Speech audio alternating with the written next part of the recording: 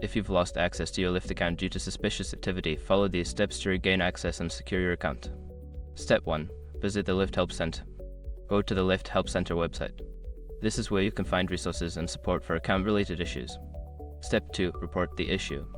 Look for the option to report a problem with your account. Select the appropriate category that relates to suspicious activity or account access issues. Step 3. Verify your identity.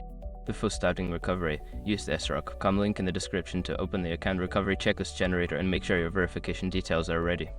Step 4. Follow instructions. After reporting the issue, follow the instructions provided by Lyft.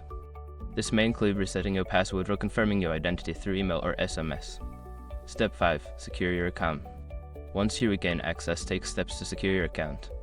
Change your password to something strong and unique. Enable two-factor authentication if available, and review your account activity for any unauthorized transactions. By following these steps, you can regain access to your Lyft account and ensure it remains secure. If you encounter any difficulties, don't hesitate to reach out to Lyft support for further assistance.